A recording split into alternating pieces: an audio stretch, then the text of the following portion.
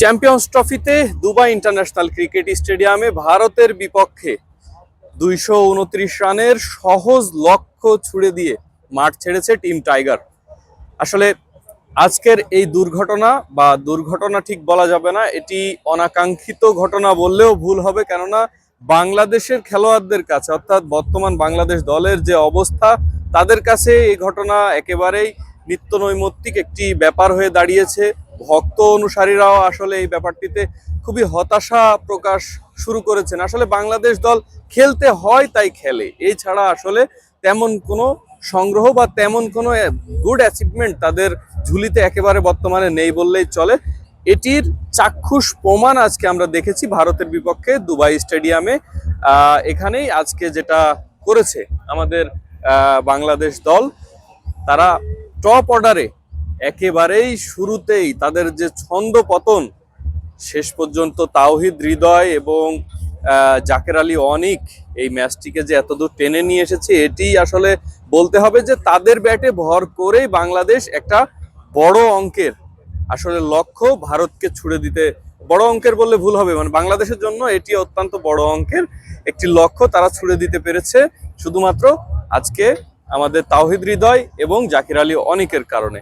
এবং শেষ পর্যায়ে এসে আবারও দেখেছেন আমরা শেষ পর্যন্ত শেষ বল পর্যন্ত কিন্তু পিচে টিকে থাকতে পারিনি।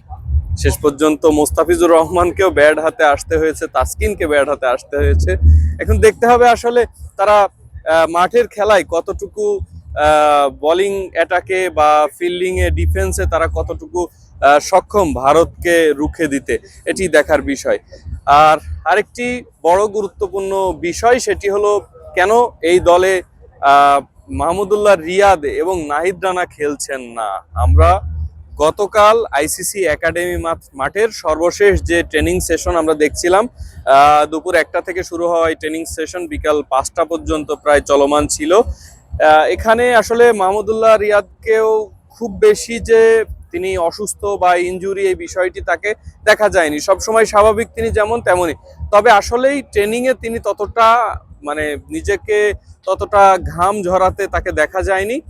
এছাড়া নাহিদ রানাকে আমরা দেখছিলাম যে বাংলাদেশ টিমের যিনি ফিজিও রয়েছে, ফিজিওর সঙ্গে তিনি কিন্তু বেশ দীর্ঘ সময় আলোচনা করছিলেন। তখনই আসলে বোঝা যায় ইশারা ইঙ্গিতে যতটুকু ফিজিওকে বোঝাচ্ছিলেন যে আমার আসলে হাতে বা আমার শরীরে কোনো একটা প্রবলেম হচ্ছে, বা দল মনে করেছে আসলে এই মুহূর্তে নাহিদ রানাকে সেইভাবে দলে খুব ভালো স্কোর নাহিদ রানা করতে পারছে না, যে কারণে তাকে একটু বিরত রাখা যায়, বা এটা কোনো কৌশলী কোনো কারণও হতে পারে। কেননা আমরা ভারতের প্লেয়ার এবং যারা ক্রিকেট অ্যানালিস্ট আছে তাদের মুখ থেকে কিন্তু শুনছিলাম বারবারই যে নাহিদ রানা একটা হট মিস্ট্রি বক্স হতে পারে এই টুর্নামেন্টের জন্য বা ভারতের বিপক্ষে ম্যাচটির জন্য।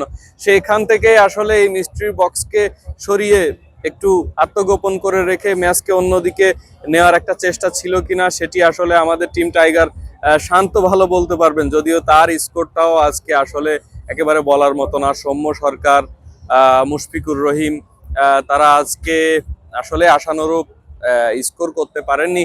তবে আসলে দুবাই স্টেডিয়ামের আজকের যে মাঠের অবস্থা, অর্থাৎ বোলিং পিচ যেটিকে আমরা বলি, আসলে আজকে দুবাই স্টেডিয়াম ফ্ল্যাট স্পিচে খেলা হচ্ছে, অর্থাৎ এটা বোলিং সহায়ক পিচ হিসেবেই আসলে পরিগণিত হচ্ছে।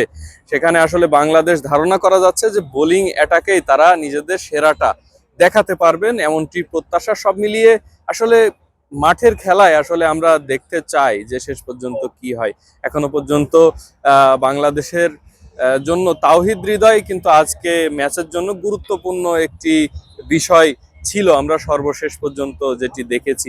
তবে তিনিও মাসল ইনজুরির কারণে, পায়ের এই ইনজুরির কারণে কিন্তু তিনিও ম্যাচের একেবারে শেষ ভাগে এসে একেবারে নিজেকে আর ধরে রাখতে পারেননি, বেশ কয়েকবার পিচে গড়াগড়ি করেছেন, সেটিও আমরা দেখেছি। এখন সব মিলিয়ে আসলে বাংলাদেশ দল বোলিং অ্যাটাক নিয়ে তারা সব সময় যে আশাবাদ ব্যক্ত করে নিজেদেরকে যে আমরা বোলিং অনেক সক্ষম, আমাদের দুর্দান্ত গতিদানব রয়েছে, প্রেসার রয়েছে, আমাদের স্পিনার আছে, আসলে তারা কতটুকু যে সক্ষমতা দেখাতে পারে সেটি আমরা এখন দেখবো। এই ছিল দুবাই ইন্টারন্যাশনাল ক্রিকেট স্টেডিয়াম থেকে বাংলাদেশ ভারত ম্যাচের সর্বশেষ কিছু বিশ্লেষণ।